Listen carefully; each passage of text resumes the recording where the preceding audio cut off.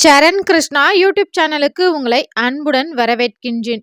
குலதெய்வ கோவிலுக்கு எப்போது சென்றாலும் கட்டாயம் இந்த 3 பொருட்களை எடுத்துச் செல்லுங்கள். உங்கள் குலதெய்வத்தை கையோடு அழைத்து வாருங்கள். என்னங்க சொல்றீங்க அப்படின்னு கேட்டீங்கன்னா, கண்டிப்பா ஒவ்வொரு குலதெய்வ கோவிலுக்கும் நம்ம போகும்போது, குலதெய்வம் அப்படிங்கிறது நம்மளுடைய தாய் தெய்வம். அந்த தெய்வத்தை இப்ப நம்ம வருஷத்துல ஒரு தடவ தான் நீங்க உங்க அம்மாவ பார்க்க போறீங்க அப்படின்னா, என்னென்ன பொருட்கள் வாங்கிட்டு போணும், அவங்களுக்கு என்னென்ன பொருட்கள் பிடிக்கும் அப்படிங்கிறதெல்லாம் உங்களுக்கு தெரியும். உங்க குடும்ப முறைப்படி உங்க குலதெய்வ கோவிலுக்கு நீங்க அந்த பொருட்களை வாங்கி செல்லுங்கள்.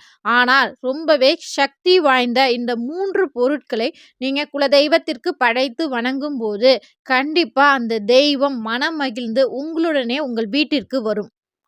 அப்பேற்பட்ட பொருட்கள்ல முதல் பொருள் என்ன அப்படின்னு பார்த்தீங்கன்னா, என்னங்க சொல்ல போறீங்க? வெல்லம் வாங்கிட்டு போங்கன்னு சொல்ல போறீங்க. அவ்வளோதானே. வெல்லம் மட்டும் போதுமா அப்படின்னு கேட்டிங்கன்னா, கண்டிப்பா பத்தாது தான். வெல்லம் அப்படிங்கிறது நம்ம குலதெய்வ கோவிலுக்கு கொண்டு போய் குடுக்கும்போது, இல்லத்தில் ஒரு இனிமையான விஷயங்கள் தொடர்ந்து நடக்கணும். அதில எந்த ஒரு தடங்களும் வரக்கூடாது அப்படிங்கிறதுக்காக தான் வெல்லம் கொண்டு போய் குடுக்குறது. அந்த வெல்லம் மட்டுமே போதுமா அப்படின்னு கேட்டிங்கன்னா, கண்டிப்பா கிடையாது. பச்சரிசி நீங்க வாங்கி கொண்டு போய் குடுக்கணும். அது ஏங்க பச்சரிசி வாங்கிட்டு போய் குடுக்கணும் அப்படின்னு கேட்டிங்கன்னா, குலதெய்வம் நம்ம வருஷத்துல ஒரு தடவ தான் போறோம். இல்ல எப்பயாவது ஒரு தடவ தான் நம்ம போவோம்.